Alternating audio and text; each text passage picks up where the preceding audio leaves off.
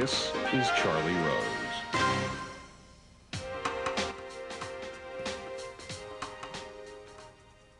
Lee Kuan Yew is the founding father of the modern city-state of Singapore. He was born in 1923, later studied law at Cambridge University in England. He returned to Singapore in 1950 to practice law, but soon found himself involved in politics. He became an anti-colonialist who founded Singapore's People's Action Party in 1954. 4 years later, as the party's leader, he became the country's prime minister at age 35. In 1990, he resigned that office and became senior minister in the Singapore cabinet. I spoke to him earlier today at Harvard University in Boston, where he was giving a lecture on leadership, the first of a series of world leaders to do that. He's got a new book. It is volume 2, called From Third World to First, the Singapore Story, 1965 to 2000. Here is what the new Nobel Prize winner, Kim Dae-jung, the President of the Republic of Korea, says about him.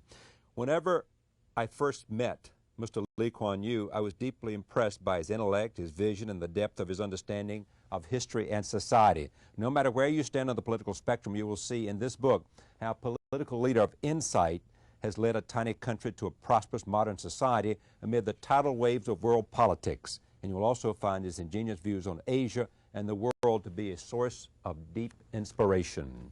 That is Lee Kuan Yew. This is the book, and here's the conversation that took place at Harvard. What advice would you give, to an incoming president about what's the opportunity for America right now? I think first among your allies,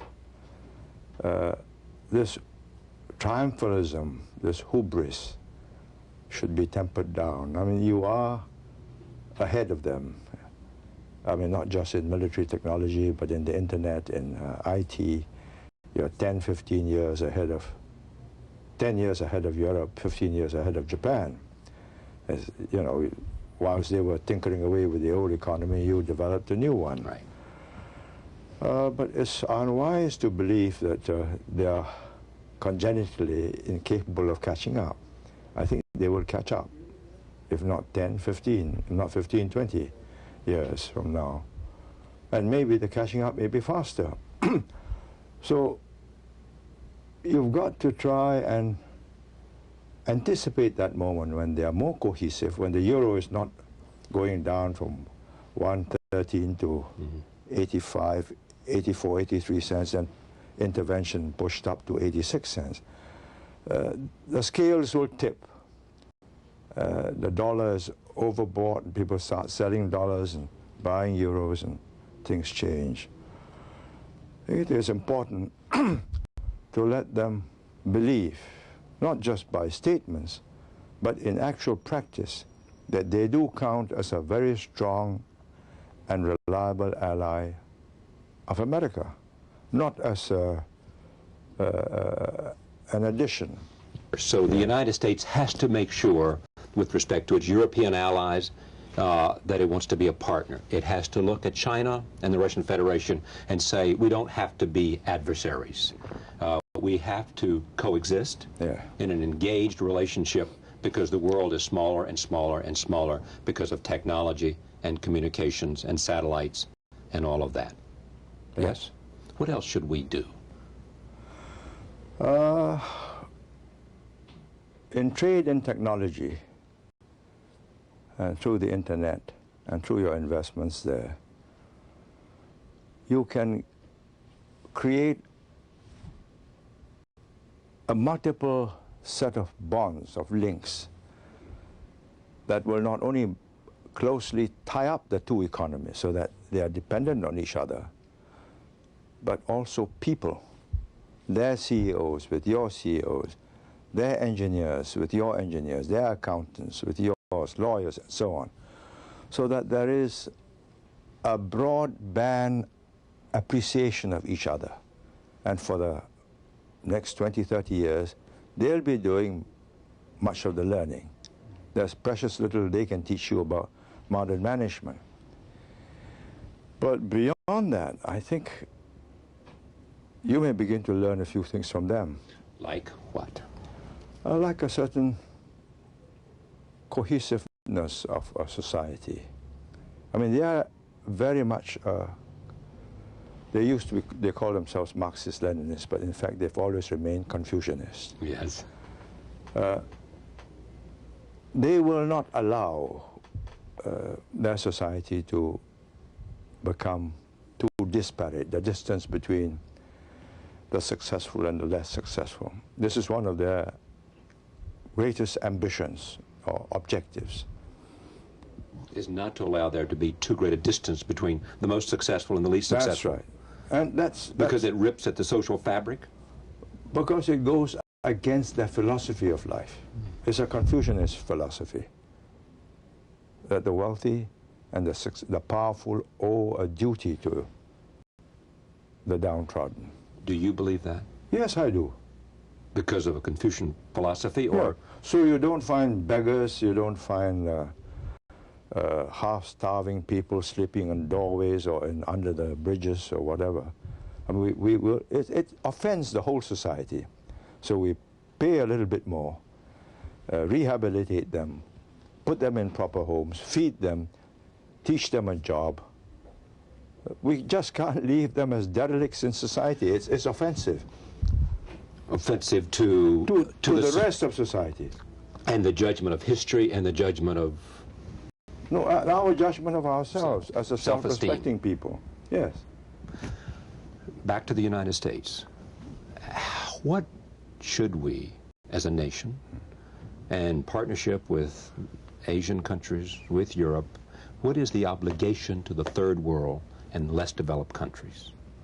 Because you are on record now as being careful about retiring third world debt. I was asked by Barbara Crossett of the New York Times whether debt relief will solve third world problems. I said no. But you're not saying on face it's a bad idea. No, I'm not saying that it's a bad idea, but I'm saying it's not going to solve the problem. There may be cases where a country is destitute because of drought, famine, whatever, and it can't get restarted. So maybe you'll help it to get some credit by wiping out previous debt. But wiping out debt without the structures and the policy to get it off the ground means it will not be able to get another loan. I'm not going to lend money to a country that says 10 years after borrowing the money and not paying interest, says, please write it off, because that's the way you help third world countries. Next time they come to your bank, you say no. Next time my bank will close its door. Here's what I hear you saying, that the idea, if anybody thinks that canceling debt or retiring debt is a panacea for getting your house in order, they're wrong. And if you look at what happened to Indonesia, it was a mistake that could have been avoided. Yes, of course. I'm not saying that they should have written off the $80 billion worth of debt by the private sector in Indonesia. They could have held that in moratorium and allowed the economy to continue. But without U.S. support, without IMF support, and the solution that they imposed to change the nature of the playing field, to change the system of government so that the ruler, President Suharto then, will no longer give contracts to his children or to his friends. In the midst of a financial crisis, that challenged him. He was offended. He went out of his way to give a few contracts to his children. And that broke market confidence. And why did you choose the models you did? Did you have some experience with people? Did you look somewhere? What made you know? Did you know this was bad?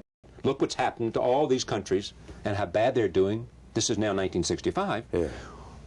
Did you have an internal belief in markets, that somehow you had been convinced that markets was the way to go and that competition would produce an economy that would be competitive? It wasn't that simple. By 1965, I've traveled through the whole of Africa, 17 countries. I went through in 1964 on a special mission.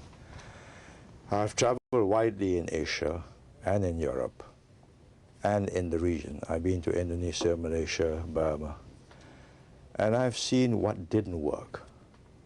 First, leaders became soft. they promised the world, follow me. In fact, in Ghana, there was a statue of Nkrumah, Right. and he called it Black Square, Black Star Square, and there was a black star, and there was his statue, and there's a print which says, "Seek ye the kingdom of politics, and all will be unto you." I thought, God, that's blasphemy. But never mind. Yeah. That was Nkrumah.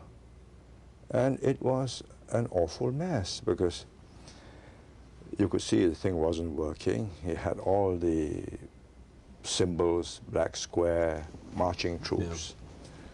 Yeah. We had to feed 2 million people. How? Agriculture was negligible. Commerce was coming to an end. Industry was in its infancy.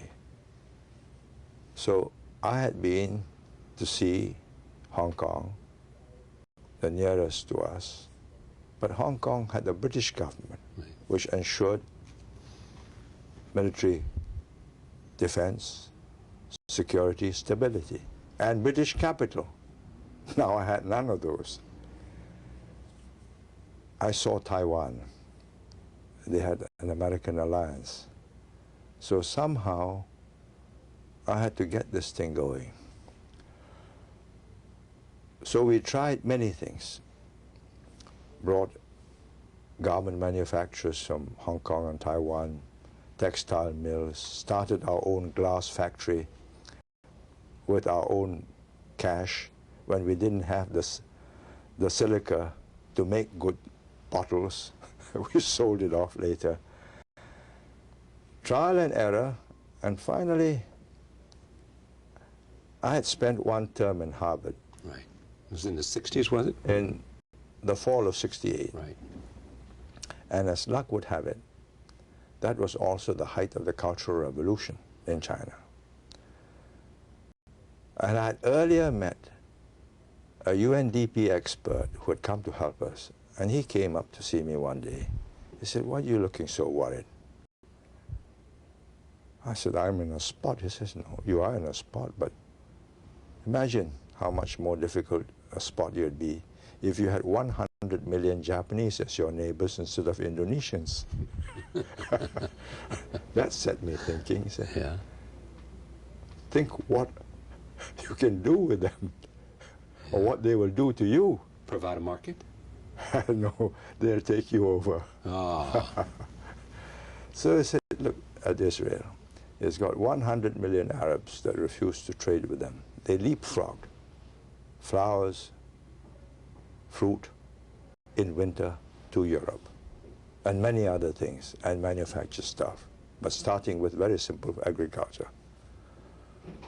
So in my term in Harvard, I met many people, economists, people like Samuelson, who taught me why Americans made textiles, although it's low tech. The economist. I also met many businessmen.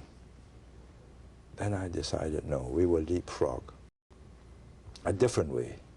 We'll get these big American multinationals to manufacture in Singapore and re-export to America and the world. And as luck would have it, the Cultural Revolution made them bypass Taiwan, Hong Kong. They came to Singapore, Texas Instruments, Hewlett-Packard, National Semiconductors, you name it, they all came. Seagate, and we became the biggest manufacturer of disk drives. In 20 years, we were the center for disk drives and computer parts and computer peripherals. We never looked back. Then, as a corollary to that, the other side of the coin, I came up with the idea, says, look, people are going to come here and explore the region. And it's a dangerous region, I mean, pestilence, malaria, typhoid. Here in Singapore, we'll create a first world oasis out of this island. It was a third world island, but we'll create a first world condition. From third world to first. Yeah. So that they will base there, they'll break camp here and then venture out. And when they're sick, they'll come back. and their precious equipment will be left here. So we had first world standards of infrastructure, roads, airports, seaports, communications, health, schooling, personal and public security. Later on, we added concerts, theaters, etc. But the basic was first world. That was easy, the hardware. The difficult part was getting the population that's been behaving like a third world to start behaving like the first world. And that's what I want to know. How did you do that? Well, people used to make fun of us because the foreign correspondents came and watched us start these campaigns on television, and ministers saying, stop spitting, stop littering. We had them by the month, you know. Let's do it differently. And you can't do silly things like you did before, because you want to be host to first world guests. So you can't be peeing all over the place as you did in the old squatter villages. But there were a few who were still troublesome. So they will pee into the lift just to be a nuisance to their neighbors. So we installed in the lift special sensitive instruments that will stop the lift the moment you do that, and you apprehend them. But it's funny, but it's real. It is, but it worked. But it's real. Then they were smart. They opened the lift door and peed from the outside in, and you caught nothing. You see how wicked they are? So we installed a camera that will catch them from the outside into. And so it went on, but it improved. I'm not saying we are there, but if you want tourism, you've got to have clean public toilets. Right. And we didn't have that. So we had to go on a campaign that says, flush it, you stupid man. You owe it to the next chap, or you may be the next chap. It took some doing. We're not there yet, but we are getting there. We still have people with mobile phones at concerts that go kring and make music. So what do you do to stop that? Catch all of them by the scruff of their neck and throw them out. Out for the rest Now, of you the also concert. have one of the highest rates of capital punishment. Yes, that's for drugs. So that's for drugs. Yeah, and we have Because you think drugs deserve to be treated with the maximum punishment. If we could kill them 100 times, we would, because you destroy whole families. It's terrifying to see, because you're then drug dependent. You steal, you cheat, you rob your own parents. I mean, it's soul destroying, and they come in knowing that death, if they are found with this goods on them, but the rewards are so great. You don't. And they try very unusual people. Women from Africa, big mammies, come to sell clothes. And in between the clothes are kilos of heroin. And if you bring heroin into Singapore, You hang. you hang. You hang. Anything beyond 10 grams, you hang.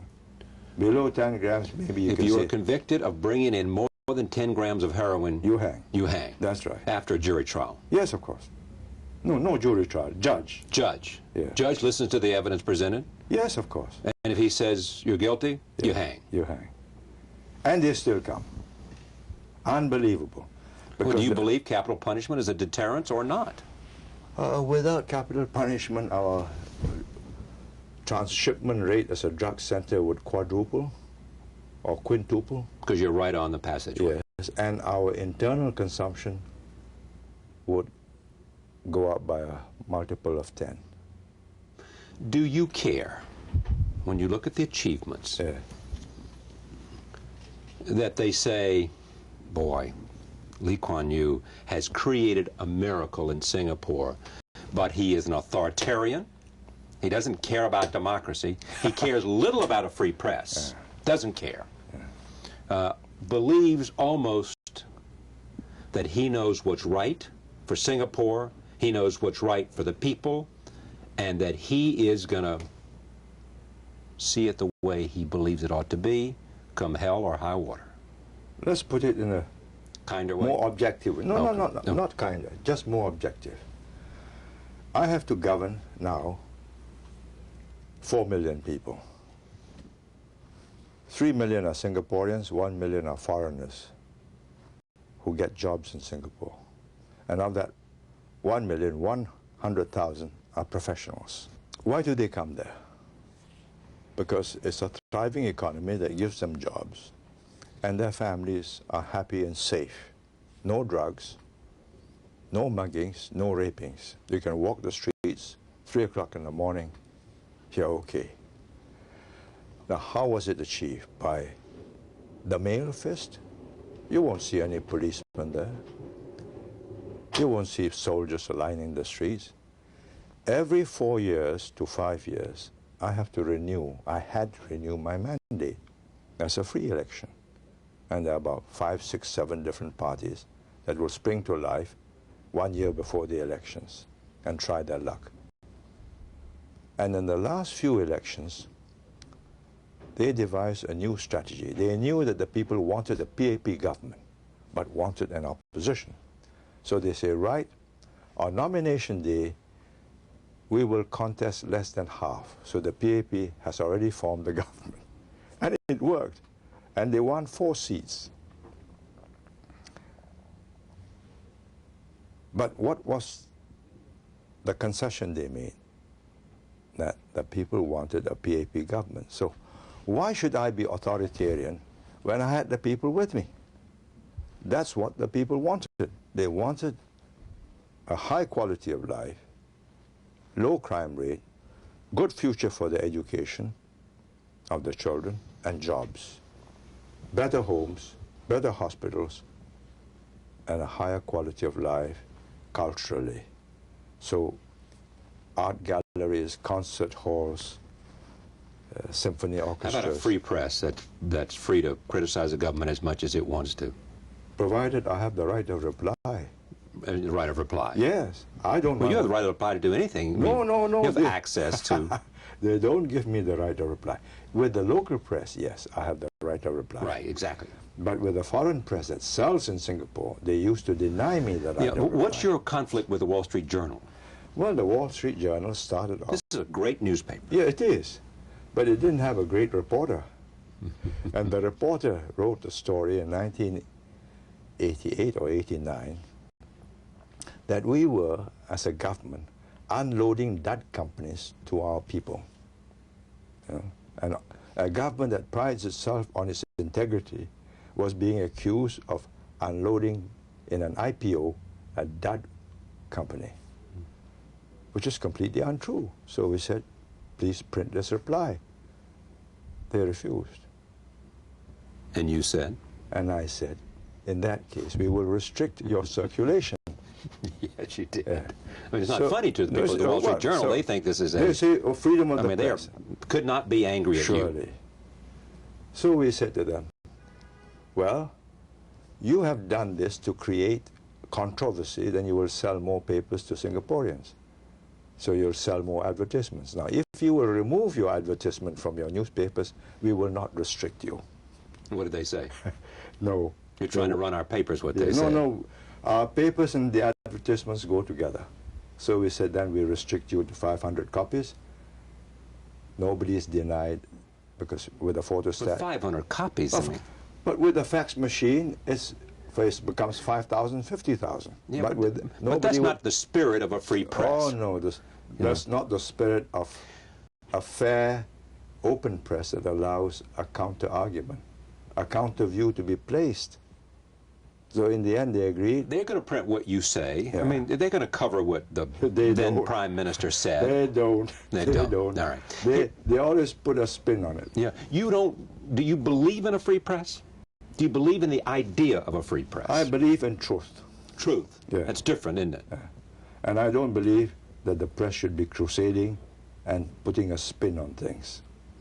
I think they should print the story and editorialize or pontificate separately, and not skew it with the headlines and the sub-headlines and putting it in the inside pages. Do you believe, if someone said Singapore, Yes. this modern state, Yeah. city-state, that pretty much escaped most of the Asian economic crisis that plagued Japan, Thailand, Indonesia, Malaysia, you were relatively, compared to them, immune. Yes, not immune. But Our damage was collateral. We had lent them money and we had lost money. yeah, And when money was pulled out of the region, they pulled it out of Singapore too. you seem to believe not in the individual, but in the state. You seem to be much more of a statist than someone who's such a fan of free markets. There's a profound difference in the core philosophy between the American and the Chinese. And it's a reflection of your history. You came over in the Mayflower, you were seeking religious freedom, so much so that you refused to allow it to be taught in the schools. You believed in the individual as the creator of all things, and you captured the Wild West. I mean, on horseback, Newtown, Main Street, you be mayor, I'm sheriff, you're a saloon keeper. We build a gold rush town or cattle or whatever it is. You have been immensely fortunate and successful. 2 world wars left Europe in a shambles, and you emerged as the undamaged technological and industrial power. China has a completely different and a checkered history, 4,000 to 5,000 years of ups and downs, long periods when there was no governments, anarchy, warlords. I once had a Chinese masseur when I was in Beijing, working my game shoulder, and we were talking. And I said, during the war, Japanese time, what currency did you use? I said, you said, so Japanese currency if it's in Japanese controlled areas, or other currencies in other areas. So I said, how many currencies are there? 2, 3, says 14 or 15, depending on which warlord's area you're in. So why have they survived in spite of anarchy, disaster, floods, famines? Because there was a social network independent of government that sustained them. The immediate family, the extended family, the clan. You owed them an obligation. You cannot turn them away. And that's how they survived. I would be loath to believe that in Singapore you will never have anarchy, that there will always be government that will provide for social security. That has been your experience. I'm not sure that will be a Singapore experience. I think we are safer if we keep those family bonds, those traditional life raft systems not dependent on the state, which places the emphasis on family, extended family, and then the government, and not the individual at the expense of the family and the state, which is the American system. So you have Bill Gates, or John Chalmers of Cisco, or you look up Forbes or Fortune or whatever, and 50 of the best and the brightest and the wealthiest. That's your experience. That's not China's experience. That's not our experience. Yes, we also now want to try and get our little Bill Gates going. But in the context of keeping our society solid so that we will survive as a people. You have never been occupied. You have only had one civil war, quite a traumatic experience. So you will never understand what it is. I've been occupied by the Japanese 3.5 years. It didn't represent me. There was no human rights. The first thing I saw 2 days after they came in, when I went out to sort of buy some food, were 2 human heads on a pole outside the tallest building in Singapore, and Chinese characters to say, if you are not well behaved, you will end up here. I thought to myself, if only I had a camera, here was this modern 12-story building, highest in Singapore then, and this medieval scene. So the Japanese never talk of human rights because they understand the brutality, the cruelties that they inflicted on fellow Asians whom they came to so-called liberate. These are realities. And why did they succeed? Not because of individual Japanese heroism, but because as a group they were a powerful force, and they still are. You, in fact, believe that it is not impossible that they may once again be a powerful military force with ambitions that could lead them to war? I wouldn't say exactly with ambitions, but I'm quite convinced that they can become a very powerful military force. And if cornered again the way they were in 1941 with an oil embargo and no exports, rather than curl up and die, they'll fight. It's in the nature of the culture of a people. They are not people who are going to lie down, curl up, face the wall. Would you fear the Japanese more than the Chinese? With the Americans around, I fear neither. Why? Because I think there's a balance. The United States will... The United States, together with Japan, will be able to balance China. And that's the way you see the future? I think so. The strategic balance between the United States and Japan on one hand and China on the other? Absolutely. I don't think the Japanese would be wise to go it alone, and they know it. I don't think the United States alone can take China and Japan. So if Japan and China, which is culturally unlikely ever to happen. If they got together, that's kaput for the rest of Asia. Yeah, but here's the point. We all thought in the 60s and 70s and beginning of the 80s that Japan had a lock on the economic future. They were 75% of the Asian economy. Yeah. 75%. And look what happened. No. All of a sudden, we're not following their economic model. All of a sudden, we're looking and saying, why did they fail? No. Just pause for a moment. Okay. You are in Southeast Asia primarily in the extractive industries. You take Indonesia. You're there extracting gold, copper, oil, gas, other things. They're there manufacturing tires, cars, textiles, TV sets, audio sets, many manufactured goods.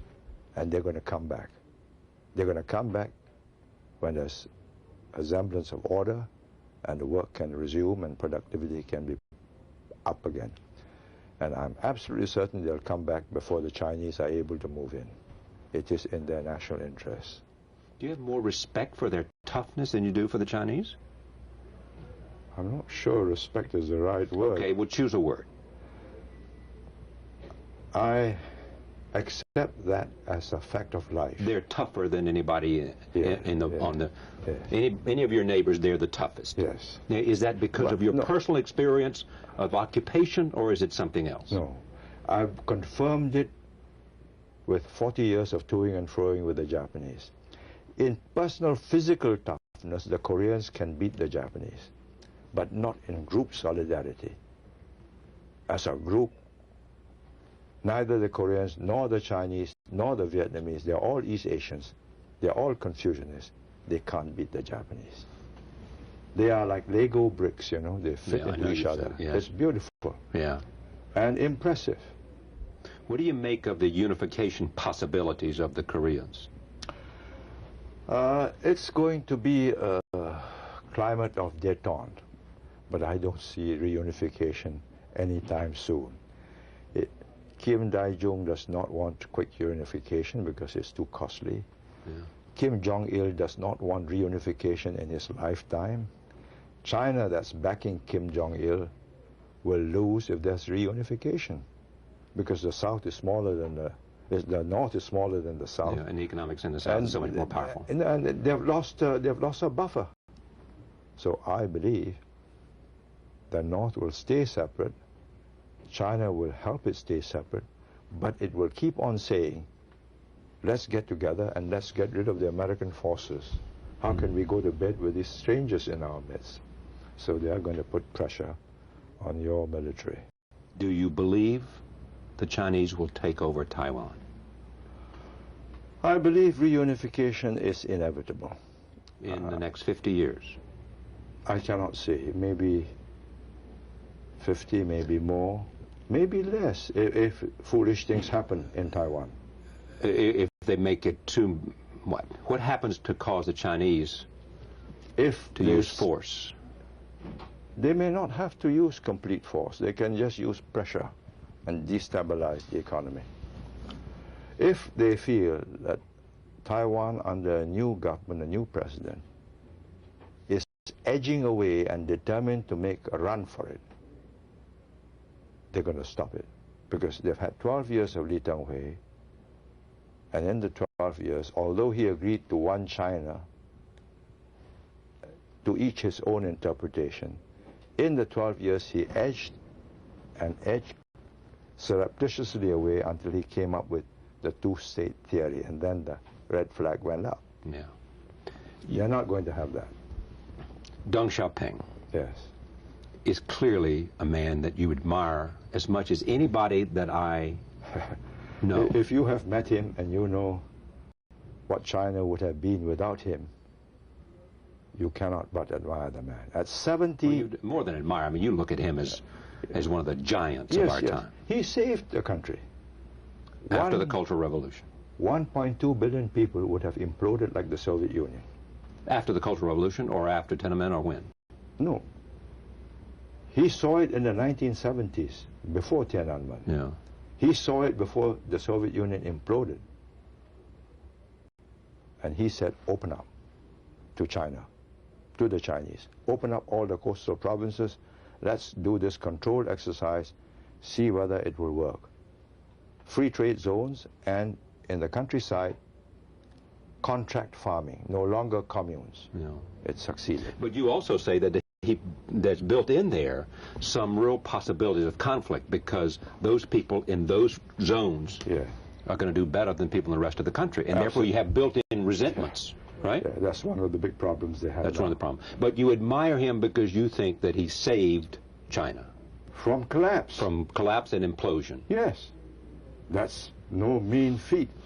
For a man of 76 to abandon a lifelong belief in Marxism-Leninism and saying, yes, the market works. Well, did he abandon that, or did he simply say, we got to use the market? Because he didn't abandon the political control. Oh, yeah. He couldn't. And had he done it like Gorbachev, if Gorbachev had gone for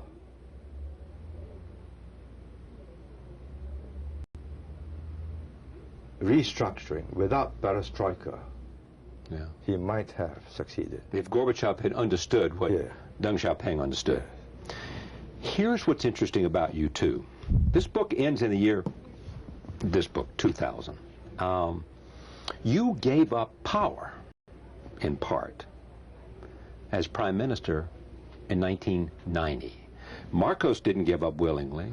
Deng Xiaoping died in office. Most of the people who've had the influence, have had the success and power that you've had, have not been willing to go from power. Now, they will say you're senior minister and you still willed enormous power in Singapore. That's not true. I wouldn't be here sitting, chatting with you, or spending 3 days at the Kennedy School lecturing and meeting students. If I were in power, the buttons will be with me. Day by day, there are events that are happening that have to be responded to, and I'd be in Singapore. Or if I'm here, I'll have a whole team and a constant flow of faxes and email and So why'd you give up power? Well, it's quite simple. By the time I was 65, which was in 23, 65, 88, right. 88. I won my last election. And I told my colleagues, choose your leader, take over. I just won. I was at the height of my career.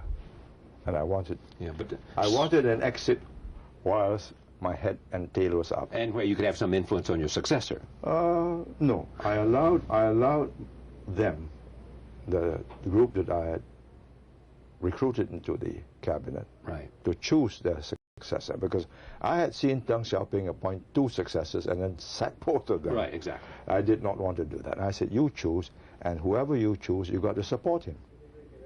They chose Goh Chok Tong. Yeah. They've had to support him. He's doing pretty well. Good for him. Well, I mean, in fact, he's done better than you suggested he might do. Yes. Yes? Yes, indeed. And guess who the Deputy Prime Minister is? The Deputy Prime Minister was chosen by the Prime Minister. And who is the Deputy Prime Minister? He is my son. And he will one day, in the next 5 years, be Prime Minister. I have lived long enough to know that these things cannot be predicted with certainty. 8 years ago, out of the blue, when I was conferencing in South Africa, in Johannesburg, talking to the Financial Review and Investments, my son rang me up when I was actually presenting my paper. I rang back. I knew it was bad news. And he said, I have lymphoma. The world just turned gray. I spent the next few days discussing with my doctor, what does it mean? Fortunately, they diagnosed him, did the biopsies, and it was a lymphoma which was intermediate grade and responded to chemotherapy. Had it been high grade or low grade, he would have had 6, 7, 8 years and finished. But he had the intermediate grade, chemotherapy worked. The specialists in Stanford and in Singapore said, if it doesn't come back after 5 years, you're in the clear. It's now 8 years, and I keep my fingers crossed for him. But life has got that big question mark. You never know. Greatest person, the greatest leader you ever met, Deng Xiaoping? Yes. The most, Indira Gandhi, you say about her. Oh, she's toughest. The toughest. The toughest. Not necessarily. Thatcher didn't even compare Margaret Thatcher. No, I think she's tougher than Margaret Thatcher. She's tougher. You knew Mao Zedong? Yes, but then he was already half a vegetable. Yeah. Didn't know Winston Churchill? No. Admired him greatly? Yes. Think about leadership, subject you talked about last night. You know, what is it, in its easy words to use, a leader has to have, and are they qualities you're born with or you learn? If you don't have that natural zest, a desire to do things for other people, not just for yourself and your family, then you can't be a leader. You must have an interest in people. Beyond your own immediate family. And their welfare. You must be able to connect with them. And you must be able to communicate with them. And if you want to last, you can't break faith with them. You break faith, they distrust you, you're out. You can be the best communicator in the world. They're always having that question mark against you. I have lasted because I learned very early on, never say something which I'm not going to do. I don't have to say it, that I'm not going to do it, but if I say I'm going to do it, I have to do it. And they know that, and they're comfortable with me. News today. Ceasefire accord reached. Israel agrees to pull back pallet. Ehud Barak, you know him? Yeah. No, I don't know him. Well, but you know, I know what he's him, doing. yes. You knew Rabin. Yes, I knew You Rabin. knew Sadat. Yes, I knew Sadat. Questions of leadership. You think that Barak made a mistake in going to Camp David? No, I don't think he made a mistake in going to Camp David. I think he made a mistake in going that far at Camp David when Yasser Arafat was not a Sadat and would not respond. He stuck his neck out. He stuck his hand bet out. on the wrong guy. He stuck his hand out. The other guy did not have a long enough and strong enough arm to meet it. And Rabin would have felt it and wouldn't have put his hand out. But Rabin had made a decision. You said this very well to me before we started. Rabin made a decision that I have got to, for the next generation of Israelis, I have got to find a way to peace. Absolutely. Because an armed... Otherwise, it's endless wars or tensions and the danger eventually of a Holocaust. I did a year-end broadcast with Henry Kissinger and others at the end of the millennium.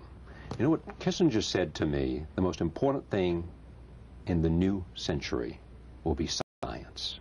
Yes. He also chose Einstein as the most important figure of the last century, and science is the most important force. Do you buy that? Yes, because science means you're able to master the universe, change nature to the advantage of man, and through technology make the world a better place for human beings.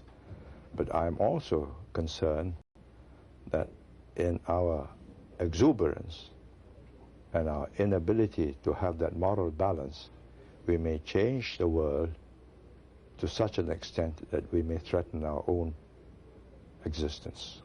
How so? Well, the environment is one issue. I mean, earth warming, the danger of nuclear problems, new mutants of AIDS. They are imponderables. I mean, once you can mutate these genes,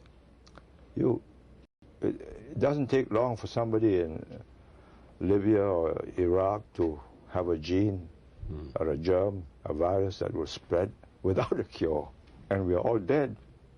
They'll be dead too. So we are into a world where knowledge can change the nature of the universe and the nature of our lives. It's quite scary and also quite uplifting because... Cures to diseases? Yes, of course. And a quality of life and a standard of living unimaginable even 10 years ago.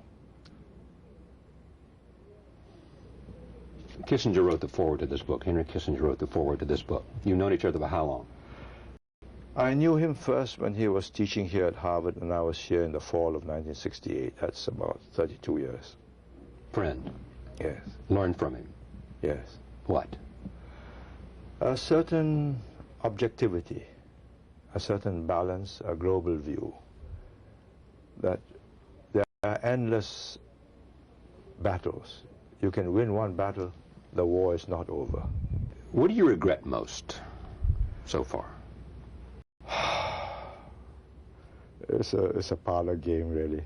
So many things to regret.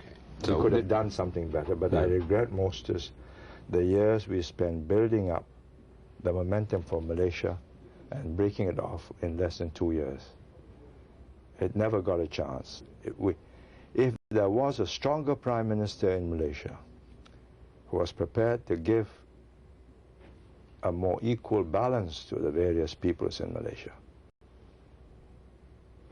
the story might have ended differently, and it would have been better for all of us.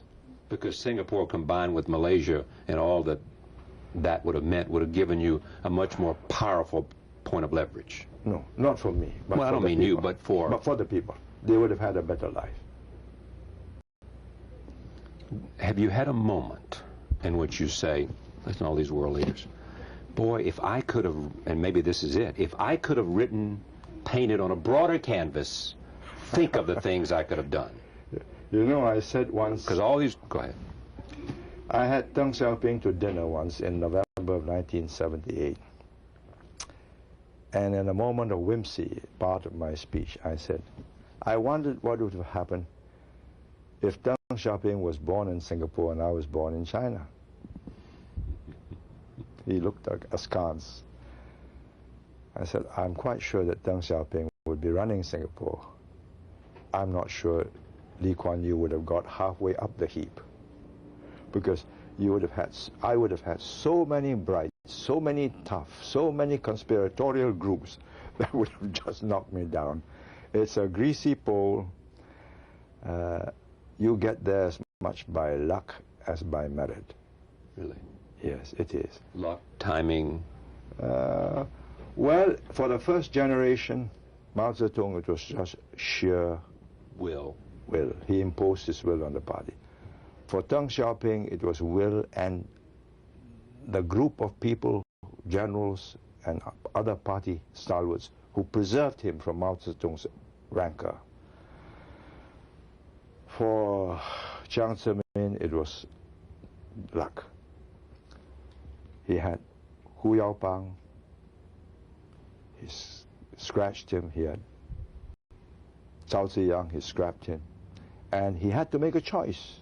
And he chose Jiang Zemin from Shanghai, party secretary, because he kept Shanghai quiet without using force, but not allowing the students to run the place. That was pure luck. But of course, his staying there and staying on top, that's not luck. That's real leadership skills within the confines of the Communist Party elite. What do you think your strongest skill is?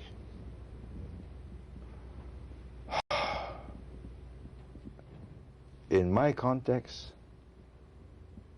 capacity to persuade my people to do tough things. Do you really? Yes, otherwise they wouldn't have changed. Mind you, had I had a Chinese or a base in China, not transplants in Singapore, I may not have succeeded. You try making them stop spitting in China. Can't be done. I've done it in Singapore. I think it probably was the capacity to grow. Your capacity to grow. Well, yes, you got to learn all the time. Yeah. You understood that you could not stand still, and you understood that you had to learn from history, or as Santana said, to repeat it. Yeah. And keep on learning all the time. You never stop. The day you stop learning, that day you're dead. So that's why you're here at Harvard for another visit. From third world to first, the Singapore story, 1965 to 2000, Lee Kuan Yew. Singapore and the Asian economic boom. I thank you for the time. Thank you. A conversation that took place earlier today at Cambridge with Lee Kuan Yew. Thank you for joining us. See you tomorrow night.